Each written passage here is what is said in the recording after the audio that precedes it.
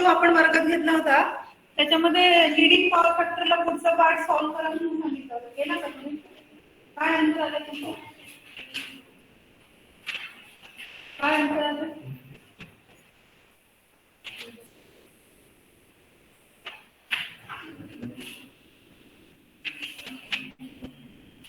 तुम्हाला मी हिंट दिली होती, असं आलं का तुमचं आन्सर? काय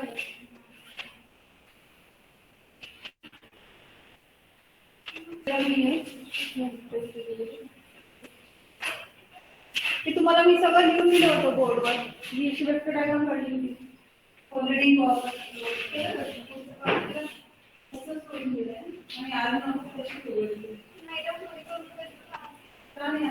माझ्याकडे आला तर नाही. Field current required to generate the no load voltage. No load voltage generate होण्यासाठी लागणारा field current आपण आधी कॅल्क्युलेट करतो, and that is considered as IF1.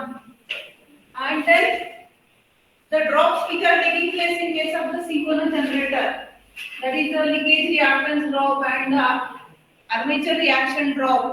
These two drops are, ह्या दोन ड्रॉप साठी आपण काय करतो? Additional field current required. म्हणजे ह्या दोन ड्रॉप्स जर आपल्याला ओव्हरकम करायचे असतील, ओव्हरकम म्हणजे काय करायचं असतं? ह्या दोन प्रोसेसमुळे किंवा ह्या दोन व्होल्टेज ड्रॉप्समुळे, armature reaction drop and armature what is that leakage reactance drop, ह्या दोन मुळे काय होतं? टर्मिनल व्होल्टेज कमी होतो. तर ते जर आपल्याला टर्मिनल व्होल्टेज मध्ये करेक्शन करायचं आहे, म्हणजे टर्मिनल व्होल्टेजला जर मला कॉन्स्टंट मेंटेन करायचं तर मला काय करावं लागेल? काय करावं लागेल? फील्ड करंट वाढवावं लागेल. आणि that is additional field current. ते किती फील्ड करंट वाढवायचं? So that value of the field current is nothing but IF2. समजा फुल लोड करंट फ्लो होत असेल तुमच्या अल्टरनेटर मधून, आणि ह्या फुल लोड करंट आपल्याला वेगवेगळे पॉवर फॅक्टर्स आहेत, 0.8 lagging, 0.8 leading, unity, depending upon the type of the power factor.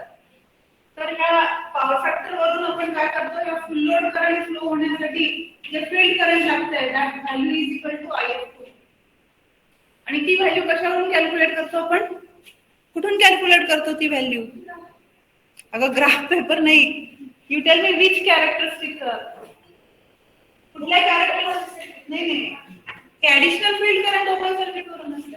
This IF2 value we are calculating from short circuit. Current म्हटलं की शॉर्ट सर्किट टेस्ट करते ना. Open circuit OCC is open circuit characteristic curve. Open circuit characteristic curve मध्ये व्होल्टेजच आहे ना, फक्त current कुठून आलं? करंट तर शॉर्ट सर्किट टेस्ट मध्ये होतं ना. तर फुल लोड करंट फ्लो होण्यासाठी जे ऍडिशनल फील्ड करंट लागतंय that we are calculating from the short circuit test and then we are adding. आधी आपण IF1 कॅल्क्युलेट केले. IF1 कशासाठी कॅल्क्युलेट केलं? To get the terminal voltage of 3 volts under no load condition. आणि हे दोन currents we are adding, vector addition of these two current. आणि ह्या दोघांचं वेक्टर ऍडिशननी आपल्याला जे फील्ड करंट मिळालं त्या फील्ड करंट साठी आपण नो लोड व्होल्टेज कॅल्क्युलेट केलं. आणि ह्या नो लोड व्होल्टेज वरून आपण we are calculating the voltage regulation of the alternator. And that method is known as MMF method. MMF म्हणजे ampere turn. And ampere turn is nothing but it is a additional field current. Field turns study है. So, what is the drawback of this method? Ampere turn method का क्या है drawback है? क्या drawback है? क्या drawback है?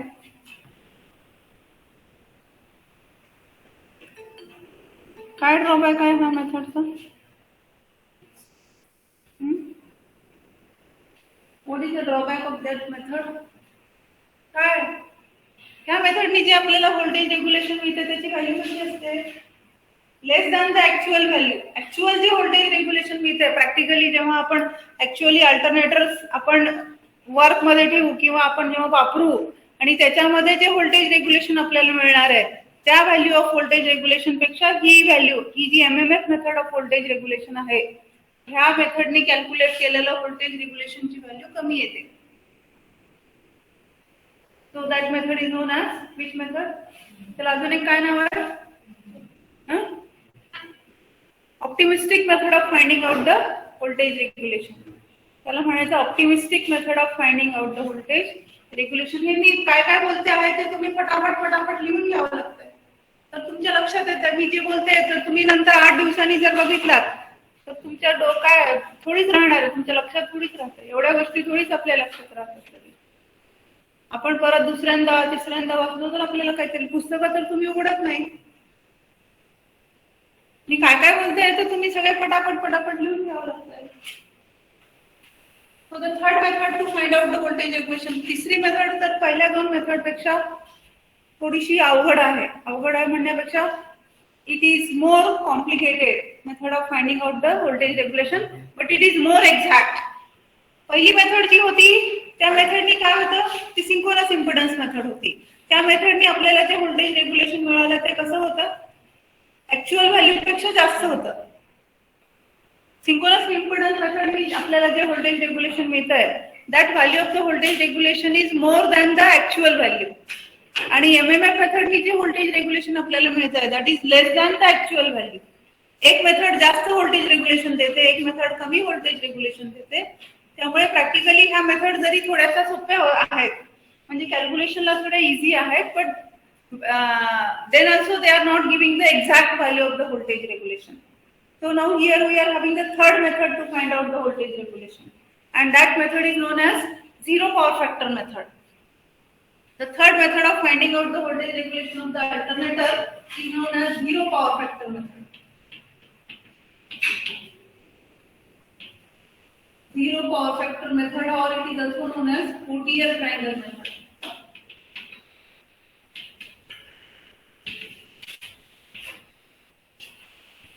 OTL triangle method of finding out the voltage regulation.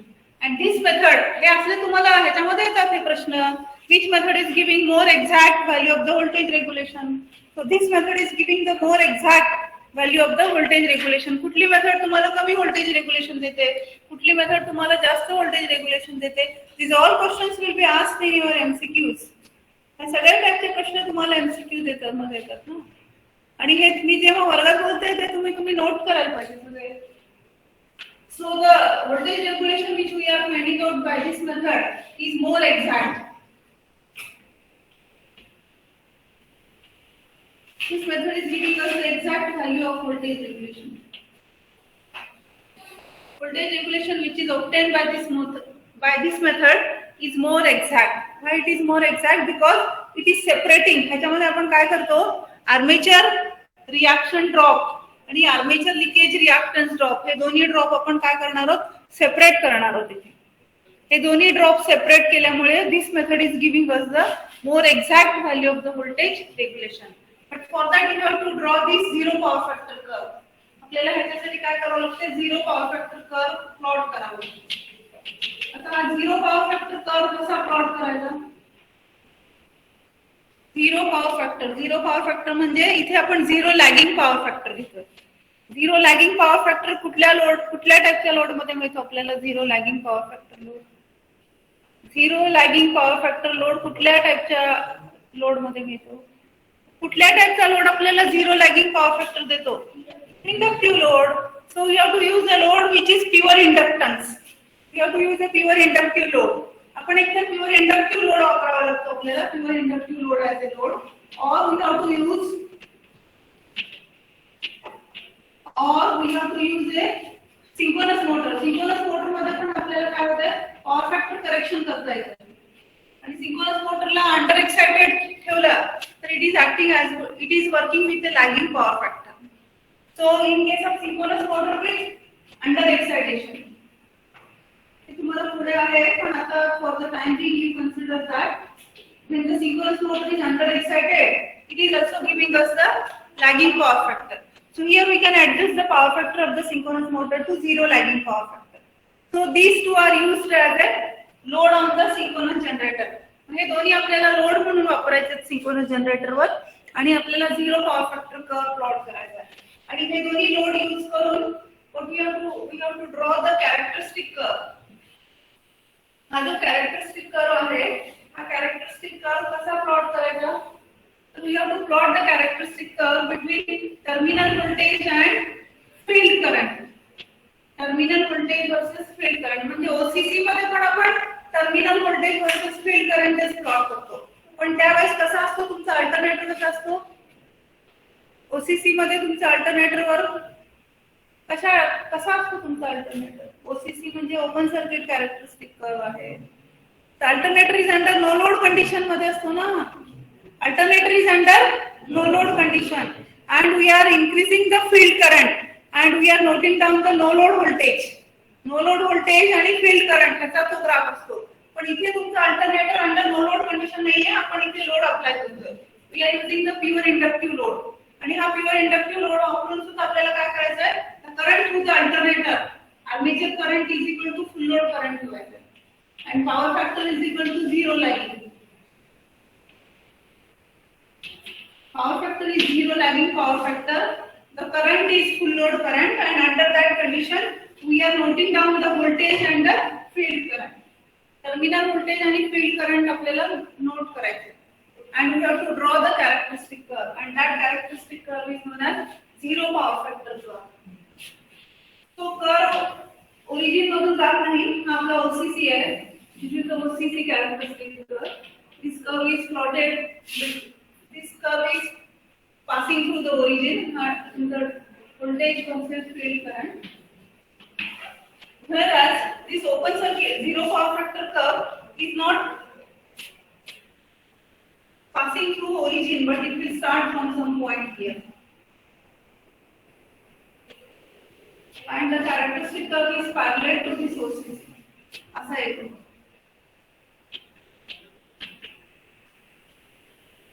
आता हा झिरो पॉवर फॅक्टर कर्व कसा प्लॉट करायचा आपण? How to plot the zero power factor curve. How to plot the zero power factor curve ते समजलं ना तुम्हाला? The alternator is loaded with a pure inductive load and we have to keep the armature current is equal to full load current and the power factor is 0 lagging. Power factor 0 lagging आहे म्हणजे तुमची wattmeter reading किती येते? समजा मी wattmeter connect केला तिथे alternator आणि लोडच्या मध्ये एक वॅटमीटर लावला, एक व्होल्टमीटर लावला, एक अॅमीटर लावलं. अॅमीटरचं करंट आपल्याला फुल लोड करंट ठेवायचं आहे आणि टर्मिनल व्होल्टेज मेजर करायचं आहे फ्रॉम मिनिमम टू मॅक्सिमम आणि फील्ड करंटला व्हॅरी करायचं म्हणजे फील्ड करंट मेजर करायचं आहे, टर्मिनल व्होल्टेज मेजर करायचं आहे. Current is armature current is full load current आणि वॅटमीटर रीडिंग किती होईल? येस, वॅटमीटर रीडिंग किती होईल?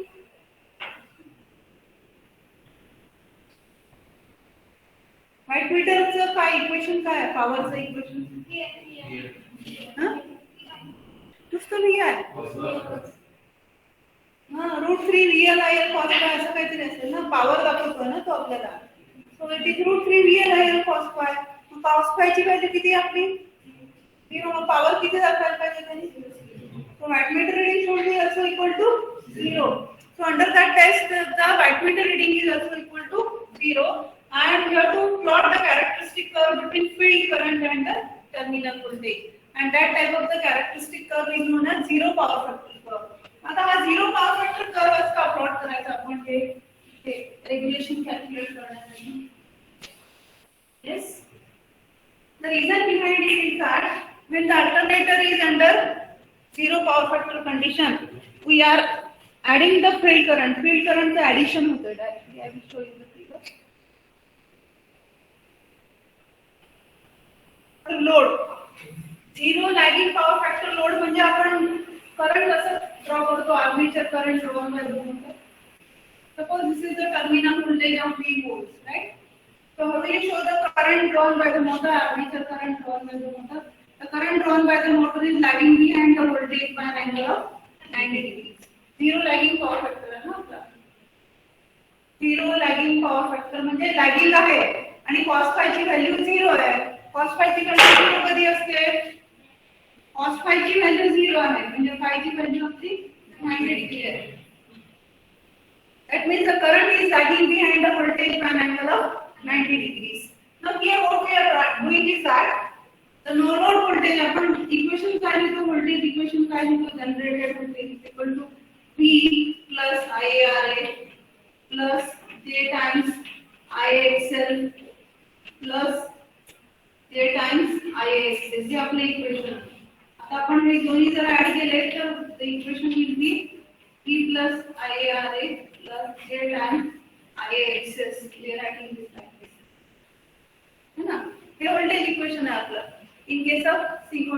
जनरेटर. तुम्ही काय करा, रोजच्या रोज थोडंसं वाचत चला. नुसते असे ब्लँक घेऊन बसलात तर तुम्हाला काहीच लक्षात. हे व्होल्टेज इक्वेशन आपण कितीदा तरी लिहिलंय, त्याच्यावर आपण न्यूमरिकल पण सॉल्व्ह केलाय. This is the voltage equation. DC motor मध्ये आपण काय व्होल्टेज इक्वेशन लिहितो? Eg is equal to DC जनरेटरचं काय इक्वेशन आहे? Eg is equal to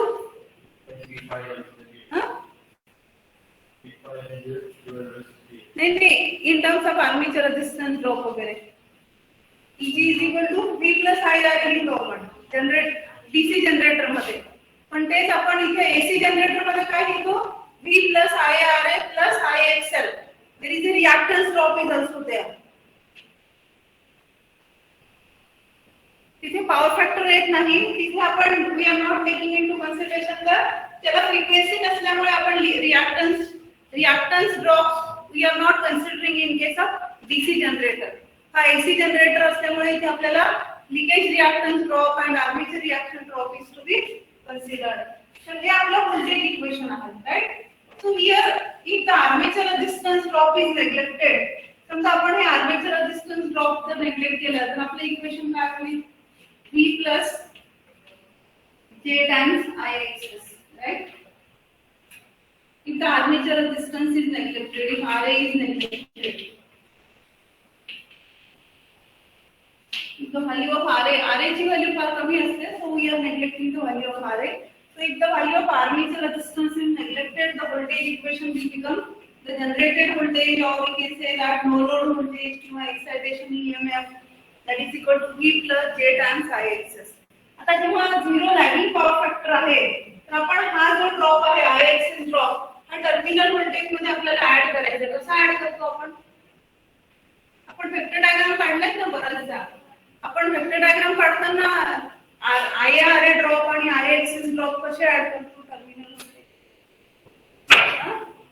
IRA drop कसा ऍड करतो? It is in phase with the current. करंटला पॅरलल ड्रॉ करतो आपण. आणि IXS ड्रॉप कसा ड्रॉ करतो आपण? Perpendicular to the current draw करतो. We are adding it to the terminal voltage. Add कुठे करायचं असतं? व्होल्टेज मध्ये ऍड करायचं असतं. पण ड्रॉ करताना आपण कसा ड्रॉ करतो? Resistance drop is added. आपण तुम्ही बरेचदा आपण वेक्टर डायग्राम काढलात ना. हे समजा ही आहे, दिस इज द करंट आहे. आपण कसं ऍड करतो? हे this current is this drop is IRA drop which is parallel to the current axis. IXS drop is perpendicular to the current axis. Then we are adding the generated voltage. We will be getting the generated voltage. So this is the vector diagram. हे तुम्हाला ते vector diagram वगैरे तर अभ्यास न करता सुद्धा काढायला यायला पाहिजे. एवढी प्रॅक्टिस व्हावी लागते. आणि मशीन्स तर तुमचा इम्पॉर्टंट सब्जेक्ट आहे. So how to add this IXS drop? हा IXS drop कसा ऍड करायचा आपल्याला? It is to be drawn perpendicular to the current. आता हा IXS drop perpendicular to the current draw करायचा आहे. So before adding this IXS drop आपण काय कसं रेग्युलेशन कॅल्क्युलेट करताना आपण काय कसं कॅल्क्युलेट करतो? आधी हा टर्मिनल व्होल्टेज साठी फील्ड करंट कॅल्क्युलेट करतो ना. एमएमएफ मेथड मध्ये आपण काय केलं होतं? For this terminal voltage of 3 volts, we are calculating the field current. आणि ते कशावरून कुठून कॅल्क्युलेट करतो आपण? OCC वरून कॅल्क्युलेट करतो. For this terminal voltage of 3 volts, we are calculating the field current, and that is calculated from OCC. आणि त्या field current, how that field current is shown? ते field current कसं दाखवतो आपण? तुम्ही बघा तुमच्या डायग्राम्स बघा, मागच्या डायग्राम बघा, आपण ते field current कसं शो करतो? वेक्टर डायग्राम वर 90 degree leading the voltage. It is to be shown 90 degree leading the voltage. And here V ला 90 degree leading means you have to show it here. This I of 1. मग ह्या terminal voltage मध्ये आपल्याला काय करायचं? हा IXS drop add करायचा आहे. आणि हा IXS ड्रॉप कसा ऍड करायचा आहे? So that is drawn perpendicular to the current axis. Current axis ला परपेंडिक्युलर ड्रॉ करायचा आपल्याला. करंट ऍक्सिस ला perpendicular means it is in phase with the voltage. व्होल्टेजच्या फेज मध्ये आहे, in phase two the voltage आला. कारण ह्याला परपेंडिक्युलर ड्रॉ करायचं ना, करंटला परपेंडिक्युलर आला. आता ह्या दोघांचं ऍडिशन म्हणजे काय झालं आपलं? This is nothing but equal to generated voltage.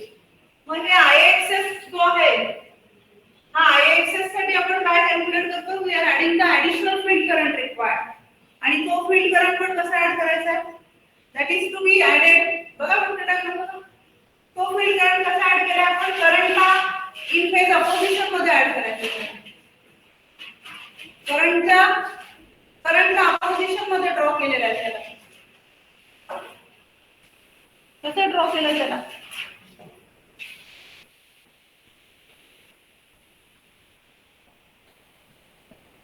तुम्हाला काय केलंय this is terminal voltage of V volts the current is lagging behind the voltage इथे पण आपण काय केलंय आर्मेचर रेझिस्टन्सला नेग्लेक्ट केलाय armature resistance is neglected here it is written RA is neglected तर ह्या V साठी आपण काय केलंय IF1 कॅल्क्युलेट केलंय आणि ते IF1 कसं ड्रॉ केलंय इट इज 90 डिग्रीज लीडिंग केलंय ह्या व्होल्टेज पासून आणि IF2 is for IF2 current is nothing but it is to overcome the drops and that is the additional field current required to overcome the demagnetizing effect of armature reaction.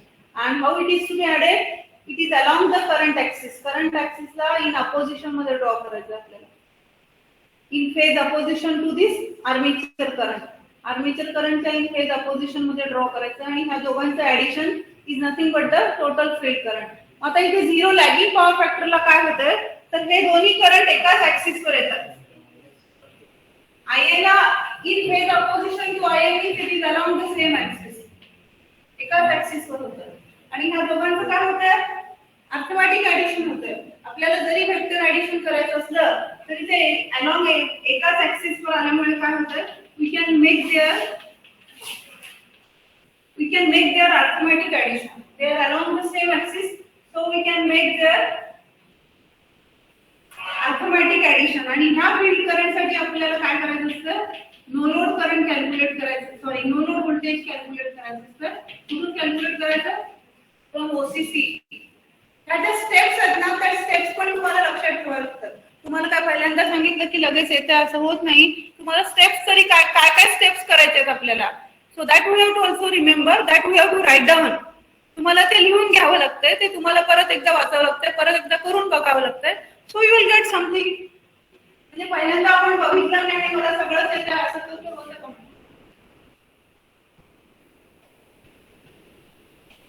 आणि तुम्ही काल काय शिकवलंय ते वाचून नाही आलं तुम्हाला काय समजलं नाही किंवा तुम्ही ब्लँकली रोज वर्गात येऊन बसता तर तुम्हाला पुढच्या वर्गात काय शिकवलं ते कसं लक्षात येईल तुम्हाला काल काय शिकवलंय ते लक्षात ठेवून घ्यावं लागेल ना वर्गात तर तुम्हाला पुढचं मागचा आपण रेफरन्स घेऊन पुढचा क्लास घेणार आहोत ना म्हणजे मागच्या आपल्याला आपण जे काही शिकलंय त्याची आज वर्गात गरज लागत नाही असं तर होत नाही ना आपल्याला ते रेफर करूनच पुढचे टॉपिक्स किंवा पुढचा पॉइंट आपल्याला शिकावा लागतो तुम्हाला ते लक्षात ठेवून घ्यावं लागतंय वाचून परत यावं लागतंय तुम्ही असे ब्लँकली रोज येत राहिला तर कसं होईल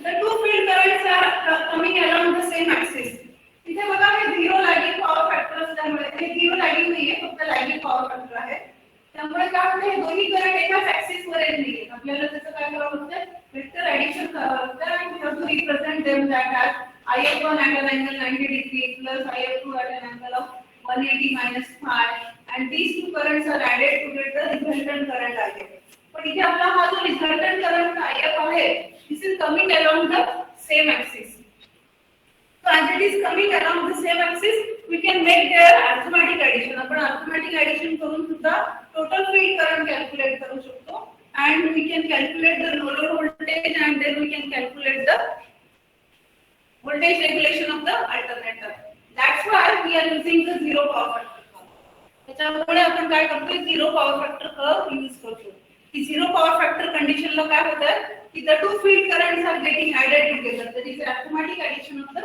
two field currents right so for that purpose only we are using the zero power factor curve for calculating the voltage regulation by this zero power factor method आता हे झिरो पॉवर फॅक्टर कर्व वर काय करावं लागतं आपल्याला we have to find out the leakage reactance drop and we have to find out the field current IF2 added इथे काय केलंय आपण हे टोटल field current घेतलंय IF2 हे जे IF2 आपण घेतलंय हे कुठून घेतलंय आपण शॉर्ट सर्किट टेस्ट करून घेतलंय आणि ह्या फील्ड करंटसाठी आपण काय कन्सिडर करतोय की हा फील्ड करंट कशाला ओव्हरकम करतो, कुठल्या ड्रॉप्सला ओव्हरकम करतो, कुठल्या ड्रॉप्सला ओव्हरकम करतो, leakage reactance drop and armature reaction drop. पण ह्याच्या व्हॅल्यूज लाईट लोड कंडिशनला कशा व्हॅरी होतात किंवा फुल लोड कंडिशनला कशा व्हॅरी होतात ते आपण सेपरेट करत नाही, राईट. तर ह्या झिरो पॉवर फॅक्टर कर्व मध्ये आपण काय करतोय, तर we are separating these two drops, IXL drop आणि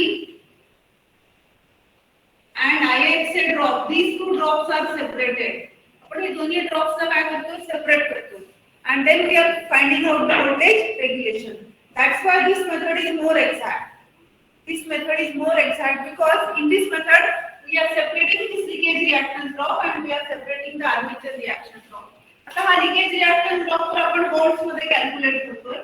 We are actually calculating this IXL drop. But हे जे IXL जे आहे ते leakage reactant armature reaction drop आहे. Armature reaction drop हा reactance म्हणजे रिएक्टन्सच्या फॉर्म मध्ये आपल्याला कॅल्क्युलेट करता येत नाही. आर्मेचर रिएक्शन ड्रॉप म्हणजे काय, आर्मेचर रिएक्शन म्हणजे काय, आर्मेचर रिएक्शन म्हणजे काय, what do understand by armature reaction effect. Armature reaction effect काय असतो, आर्मेचर रिएक्शन इफेक्ट समजा मेन मॅग्नेटिक फ्लक्स. तर हे आर्मेचर मॅग्नेटिक फ्लक्स काय करतात, मेन मॅग्नेटिक फ्लक्सला डिमॅग्नेटाइज करतात और क्रॉस मॅग्नेटाइज करतात किंवा मॅग्नेटाइज पण करतात depending upon the type of the power factor. तर काय होतं, डिमॅग्नेटाइज करतात मॅग्नेटिक फ्लक्सला म्हणजे काय करतात, मॅग्नेटिक फ्लक्सची व्हॅल्यू कमी करतात, जनरेटेड व्होल्टेजची व्हॅल्यू पण कमी होते आणि जनरेटेड व्होल्टेजची व्हॅल्यू जेवढ्याने कमी झाली आहे ते आपण काय कन्सिडर करतो, it is the voltage drop. It is the voltage drop due to armature reaction effect. तर ते जर व्होल्टेज आपल्याला कॉन्स्टंट ठेवायचं असेल तर आपल्याला काय करावं लागेल, काय करावं लागेल, ऍडिशनल फील्ड करंट वापरावं लागेल. म्हणजे जेवढे आपले मॅग्नेटिक फ्लक्स कमी झाले तेवढे मॅग्नेटिक फ्लक्स आपल्याला परत वाढवावे लागतील आणि फ्लक्स वाढवायचे म्हणजे काय करावं लागतील, तर फील्ड करंट वाढवावं लागेल. त्यामुळे आपण हे जे आर्मेचर रिएक्शन ड्रॉप आहे, हा आर्मेचर रिएक्शन ड्रॉप आपण व्होल्ट्स मध्ये कॅल्क्युलेट करत नाही, तर आपण कशात कॅल्क्युलेट करतो, तर field current required. Field current required to overcome the demagnetising effect of armature reaction. तर इथे आपण काय केलंय, या दोघांना सेपरेट केलं, IXL ड्रॉप आणि आर्मेचर रिएक्शन ड्रॉपला सेपरेट करतोय ह्या झिरो पॉवर फॅक्टर मेथड मध्ये. तर so how to calculate this by zero power factor method. Zero power factor method मध्ये आपल्याला काय करायचं, we have to plot the two characteristic curve. One is the OCC and other one is the zero power factor curve. आता काय होतंय, हे zero power factor curve plot करताना बऱ्याचदा आपल्याला असे सगळे पॉइंट्स मिळत नाहीत. ह्या कॅरेक्टरिस्टिक कर्व वर आपल्याला पूर्ण पॉइंट्स प्लॉट करता येत नाही.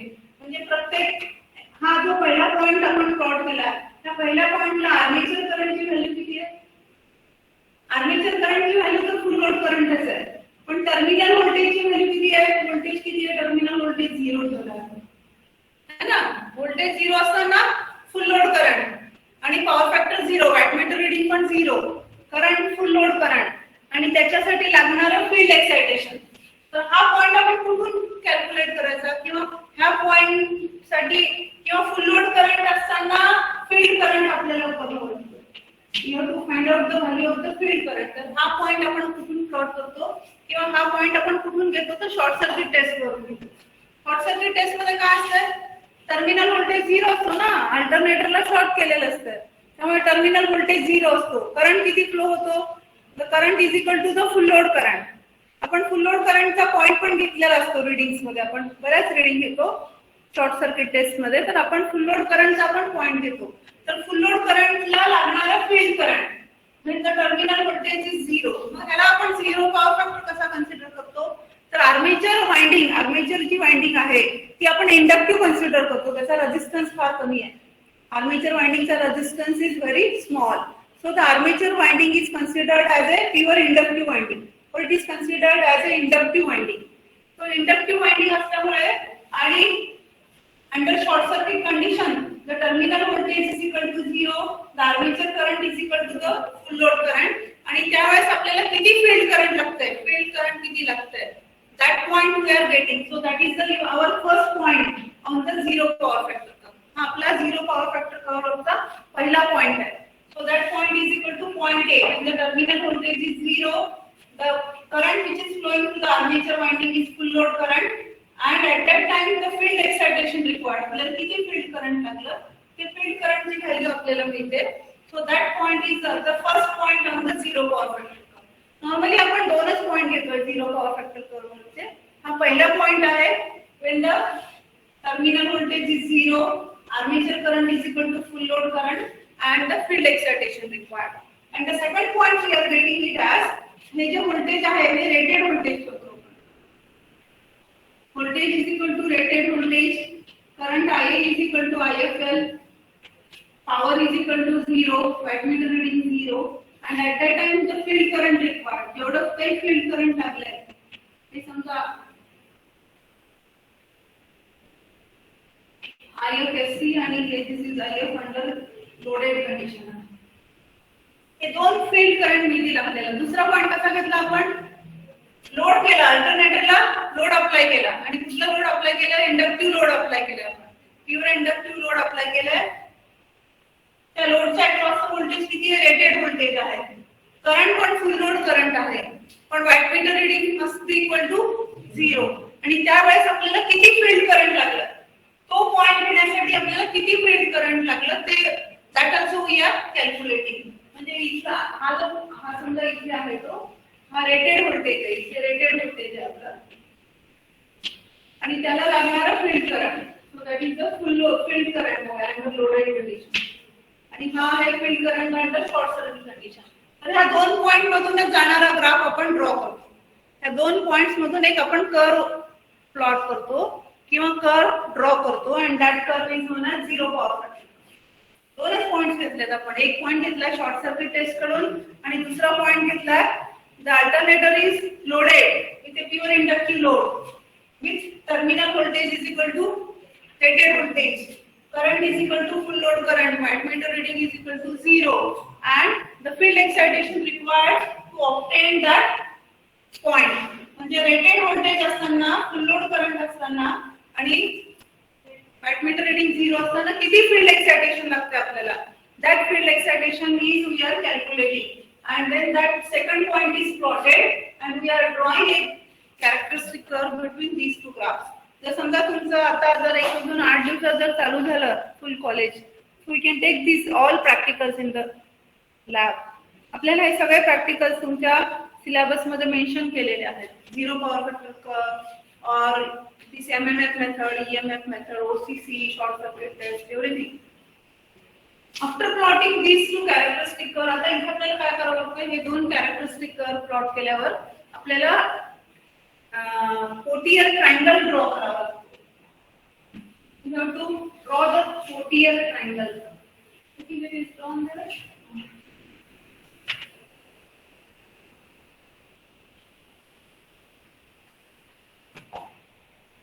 Curve parameter. One is OCC and other one is the zero power factor curve. After plotting the zero power factor curve of this rated voltage, suppose our point is the B point है and our point A है. From the point B we have to draw a horizontal line. इथे horizontal line draw करायची आहे. किती draw करायची आहे horizontal line ची length किती पाहिजे?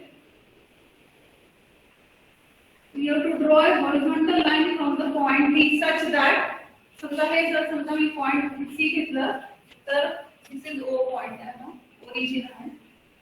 So the length of BC is equal to length of OA. म्हणजे OA ची जेवढी लेंथ आहे तेवढ्या लेंथची पॉइंट B वर एक हॉरिझॉन्टल लाईन ड्रॉ करायची आहे. We have to draw a horizontal line such that this BC is equal to OA.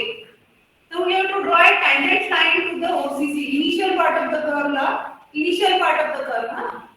To the initial part of the curve, we have to draw a tangent line. A tangent line is drawn to the initial part of the curve. Now, from the point C, we have to draw a line which is parallel to this tangent line. That tangent line ला point C मधून एक line draw करायची. ती OCC ला कुठेतरी D ला intersect करते. Right? It is intersecting the OCC at some point D. मग ते BD जॉइन करायचं आणि D पासून एक वर्टिकल लाईन ड्रॉ करायची. इथले काय वेगळे आहेत का हे नाव सेमच आहे तेच लिहू का खाली ए बी सी डी नाही पण आपण ते पुढचे जे लिहिलं खाली तुम्हाला नाही तर कन्फ्युज होईल ते रेफर करताना हे तुमच्या ब्लॅक ह्याच्यावर ए लक्षात okay So have you understood how we have drawn the 48 triangle? We have to draw this point D is the point at rated voltage.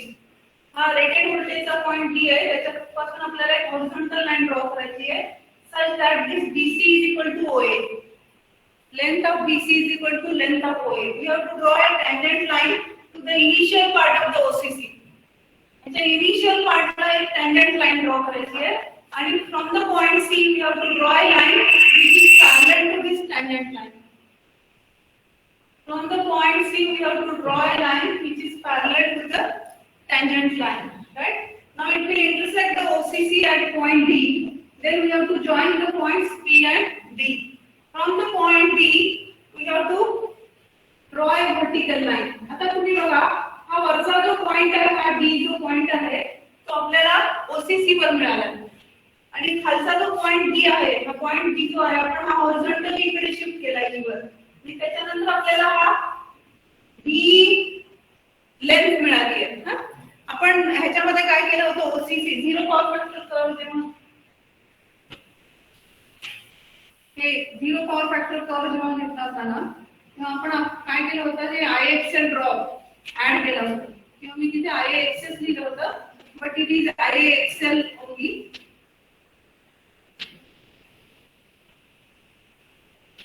ये दोन्ही ड्रॉप्स कशा आले along same axis आले in the terminal voltage of P volts you have to add this IXL drop along the same axis आता हा जो zero power factor curve आहे हा पॉइंट D आणि हा पॉइंट D मध्ये जे वर्टिकल डिस्टन्स आहे ते वर्टिकल डिस्टन्स काय what the vertical distance is indicating ते डिस्टन्स काय इंडिकेट करते हा पॉइंट D काय केला आपण थोडासा इकडे शिफ्ट केलाय आणि त्याच्यानंतर हा D वर्टिकल लेंथ आहे which is touching this OCC. So what is D should represent? D काय represent करायला पाहिजे? त्या दोन कॅरेक्टरिस्टिक कर्व मध्ये जो डिफरन्स आहे, वर्टिकल डिफरन्स जो आहे, तो काय इंडिकेट करायला पाहिजे? Because this is along the same axis. एकाच ऍक्सिस वर येणार आहे. पॉइंट D जो आहे ते थोडंसं त्याची पोझिशन शिफ्ट झाली आहे, पण ऍक्सिस सेम आहे ना, along the same axis येत आहे ना ते. त्यामुळे हे जो D जो आहे so that D is representing the leakage reactance drop. This D is representing the leakage reactance drop. IXL drop is representing. It is representing the leakage reactance drop. आणि ह्या दोन कॅरेक्टरिस्टिक कर्व मधल्या अंतराला आपल्याला shift करण्यासाठी हे जे B add झाले ते B काय आहे? What is this B? तुम्ही जर इकडे हॉरिझॉन्टल ऍक्सिस वर पाहिला हे B काय आहे अदरवाइज हे जे पॉइंट D पासून जर मी वर्टिकल लाईन ड्रॉ केली इथे तर आपल्याला काय मिळेल फील्ड करंट रिक्वायर्ड है ना फील्ड करंट आणि त्याच्यानंतर हे जे B ऍड होतं त्याच्यामध्ये हे काय आहे this is nothing but the additional field current required हे जे B वरून आपण जर हॉरिझॉन्टल लाईन ड्रॉ केलं तर हे काय इंडिकेट करतं additional field current required to overcome the demagnetizing effect of the armature reaction because both of them are coming along the same axis. So this B will represent the value of IF2. B will represent the value of IF2. That is the field current required to overcome. You may write here on the खाली तुम्ही लिहून घ्या field current required to overcome the demagnetizing effect of armature reaction. Field current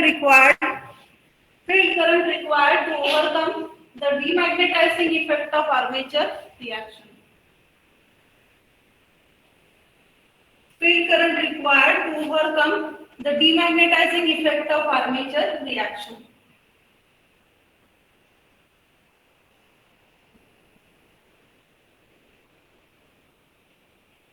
Characteristic curve.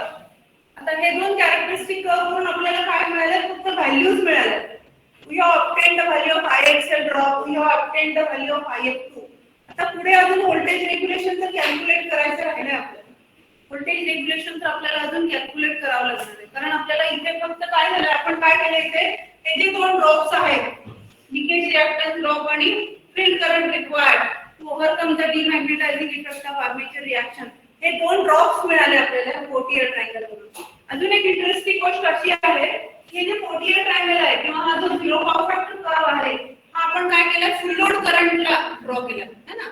हा पूर्ण characteristic curve फुल load current साठी draw केलाय. त्यामुळे ह्या कॅरेक्टरिस्टिक कर्ववर जर तुम्ही कुठे पण हा फोर्टियर ट्रायंगल ड्रॉ केला, कुठल्याही पॉइंटवर तुम्ही फोर्टियर ट्रायंगल ड्रॉ केला, तर will be getting the same values. The value of IXL and the value of IF2 will be same because this characteristic curve is plotted for full load current. सगळेच points ह्या characteristic curve वरचे फुल load कंडिशनला आहेत. त्यामुळे तुम्ही इथे जरी हा ओसी हा फोर्टियर ट्रायंगल ड्रॉ केला, so that will be also indicating that will be also giving the same values. आपण इथे कुठल्याही पॉइंटवर जरी हा फोर्टियर इथे जरी प्लॉट केला हा फोर्टियर triangle, then also will be getting the same values. We can draw it at any point. आपण कुठेही ड्रॉ करू शकतो, but normally we are drawing it for rated voltage. Normally it is drawn for the rated voltage. Now after calculating these values, आता हे values calculate केल्यानंतर पुढे काय करावं लागेल? आता आपण फक्त हे values calculate केलेत ना, IXL ड्रॉप कॅल्क्युलेट केलाय आणि IF2 कॅल्क्युलेट केलाय. आता पुढची प्रोसिजर काय आहे?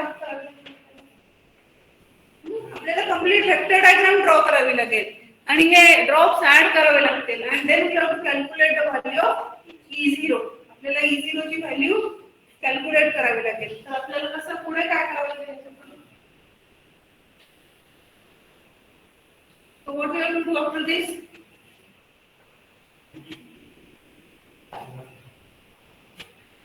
To complete the vector diagram. आपल्याला ही vector diagram complete करावी लागेल. कशी करायची ती? So while drawing the vector diagram, आता आपल्याला complete vector diagram draw करावी लागेल. आता हे vector diagram draw करताना आपण sometimes we are neglecting the armature resistance drop. पण समजा armature resistance drop जर neglect करायचा नाहीये, त्याला consider करायचं आहे, so that also we have to consider. Our equation will be काय equation काय असेल आपलं? To this terminal voltage of V volts, now the current is lagging behind the voltage, right? So what we have to do? हे vector diagram कसं draw करायचं आपण? तर काय इक्वेशन आहे? V plus IARA plus J times IXL, हे दोन drops add करायचे. that will be getting some voltage. समजा आपण ह्याला E0 dash म्हणू, that voltage is E0 dash, EG dash लिहिलं, that voltage is EG dash. मग ह्या EG dash साठी काय करायचं आपण? ते आता आपल्याला परत एकदा एमएमएफ मेथड इथे कन्सिडर करावी लागते. एमएमएफ मेथड मध्ये काय केलं होतं आपण? ड्रॉप ऍड केल्यानंतर काय केलं होतं? फक्त व्ही आणि आयआरए ड्रॉप आपण ऍड करत होतो आणि त्याच्यावरून आपल्याला एक व्होल्टेज मिळत होतं ई डॅश. त्या व्होल्टेज साठी आपण काय केलं होतं? IF1 ची व्हॅल्यू कॅल्क्युलेट केली होती. आता हा दुसरा जो ड्रॉप आहे, हा जो दुसरा ड्रॉप आहे आपला आर्मेचर रिएक्शन ड्रॉप, त्याच्यासाठी आपल्याला फील्ड करंट मिळते की नाही? मग याच्यासाठी पण आपल्याला फील्ड करंटच काढावं लागेल ना. मग दोन्ही फील्ड करंट आपल्याला ऍड करता येतील आणि मग दोन्ही फील्ड करंट ऍड करून आपल्याला परत एकदा ओसीसी वरून नो लोड व्होल्टेज कॅल्क्युलेट करावं. म्हणजे इथे आपल्याला परत एकदा एमएमएफ मेथड यूज करावी लागेल. एमएमएफ मेथड मध्ये आपण काय केलं होतं? V प्लस IARA प्लस तिथे आपण IXL ड्रॉप कन्सिडर केला नव्हता. एमएमएफ मेथड मध्ये काय केलं होतं? आपण IXL ड्रॉप कन्सिडर केला नव्हता. तो काय केला होता आपण? तो फील्ड करंट मध्येच ऍड केला होता. IF2 कॅल्क्युलेट करत होतो आपण त्याच्यासाठी. आपल्याला हे IXL ड्रॉप आणि आर्मेचर रिएक्शन ड्रॉप हे दोन्ही ड्रॉप आपल्याला सेपरेट करता येत नव्हतं एमएमएफ मेथड मध्ये. पण ह्या मेथड मध्ये आपल्याला ते दोन्ही ड्रॉप्स काय होतात? सेपरेट करता येतात. आपण त्या दोन्ही ड्रॉप्सला काय केलंय? सेपरेट केलं. सुरुवातीला आपल्याला काय करावं लागतं? हा व्होल्टेज आहे ना, ही व्हॅल्यू व्होल्ट्स मध्ये आहे, त्यामुळे हे व्होल्टेज बरोबर ऍड करायचं आणि ह्या टोटल व्होल्टेजला काय करावं लागेल आपल्याला? For this EG dash we have to calculate the value of field current. त्याच्यासाठी आपल्याला फील्ड करंट कॅल्क्युलेट करावे लागते. कुठून कॅल्क्युलेट करावं लागतं? ओसीसी वरूनच कॅल्क्युलेट करावं लागतं आणि त्याला कुठे कसं ड्रॉ करणार? 90 डिग्री अहेड, म्हणजे EG डॅशच्या पुढे 90 डिग्रीनी आपल्याला ड्रॉ करावं लागतं. IF1 leading this by an angle of 90 degrees.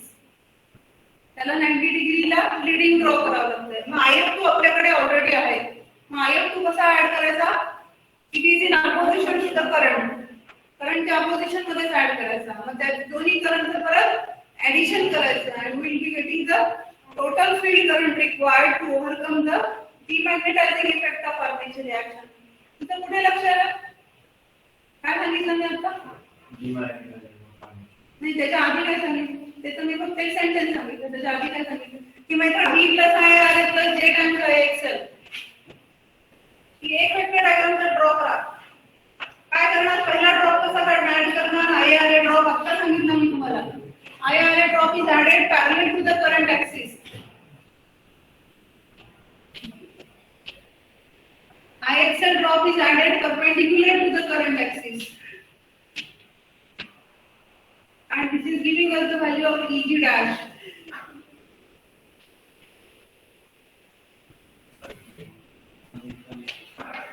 मग EG dash साठी आपण काय करतो? फील्ड करंट कॅल्क्युलेट करतो फ्रॉम OCC. आणि तो कसा ड्रॉ करायचा? at 90 degrees to EG dash. EG dash ला 90 डिग्री वर ऍड करायचा. मग काय करायचं? त्याच्यानंतर काय करायचं? IF2 आपण ऑलरेडी कॅल्क्युलेट केलाय. IF2 is already calculated. IF2 म्हणजे हे B आहे ना, ह्याच्या आधी लिहिलं होतं आपण. IF2 is equal to length of B that is calculated from zero power factor किंवा that is calculated from 40th triangle. त्या ट्रायंगलला आपण 40th ट्रायंगल म्हणतो.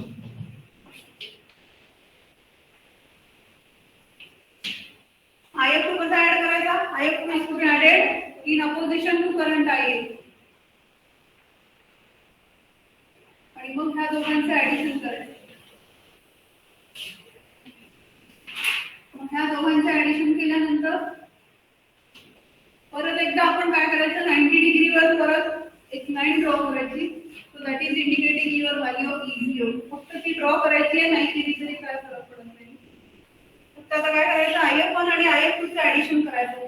सांगा बरं IF1 चं representation. How will you write IF1 चं vector representation? IF1 at an angle of angle किती आहे? 90 कसं झाला? मग आपल्याला B पासून अँगल मेजर करावा लागतो. 90 plus alpha. 90 plus alpha. IF1 is at an angle of 90 plus alpha. आणि IF2 चा अँगल 180 मायनस त्याला आपण फाय लिहू. पॉवर फॅक्टर अँगलला फाय लिहू. So that is equal to IF2 at an angle of 180 minus phi. Right. So we have to make the addition of the two currents. IF is equal to IF1 plus IF2. आणि ह्या total field current वरून काय करायचं? परत हे steps लिहून घ्या. त्या स्टेप्स प्रमाणे तुम्हाला कॅल्क्युलेशन करावं लागतं आणि ह्या स्टेप्स प्रमाणे तुम्हाला प्रॉब्लेम पण सॉल्व्ह करावा लागतो. तर प्रॉब्लेम तुम्हाला एवढा मोठा येईल की नाही ती परीक्षा डिफरंट येईल. पण तुम्हाला आपण काय करतो? परीक्षेसाठीच करतो असं नाहीये ना. E0 from OCC. या फील्ड करंट साठी E0 कॅल्क्युलेट करायचा from OCC. And from that we have to calculate the voltage regulation. That is equal to E0 minus V upon V into 100. So that is giving us the percentage of voltage regulation. Percentage of voltage regulation is given by. तर ही method जी आहे ना, मोर exact method आहे. का बरं मोर exact आहे? इथे आपण leakage reactance drop आणि आर्मेचर रिएक्शन ड्रॉपला सेपरेट केलंय. राइट. ते जे पुढचं ऍडिशन आहे, तिथे जे पुढचं ऍडिशन दिसतंय तुम्हाला, ते आपण काय म्हणायचं ते इमॅजिन करून ड्रॉ केलेलं आहे. That is not we are not म्हणून ती डॉटेड लाईन ड्रॉ केलेली आहे बघा. IXA ची ही जे काय आपल्याला E0 येतं ना, त्याला जसं पुढे ऍड करून टाकलंय. ती डॉटेड लाईन आहे कारण त्याचं आपल्याकडे कॅल्क्युलेशन नाहीये काही. We don't have that calculation. आपल्याला त्याचं कॅल्क्युलेशन नाहीये. त्याला आपण कॅल्क्युलेट करत नाही. आपण काय कॅल्क्युलेट करतोय? IF2 कॅल्क्युलेट करतोय.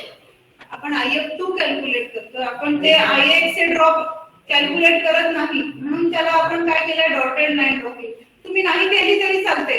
तुम्ही नाही कॅल्क्युलेट ड्रॉ नाही केलं तरी चालतंय. तुम्हाला जर हे पुढचं समजलं नाही तर यू डोंट ड्रॉ इट. तुम्ही फक्त E0 ड्रॉ करा at an angle of 90 degrees from IF पासून 90 डिग्रीवर E0 ड्रॉ करा. That's all.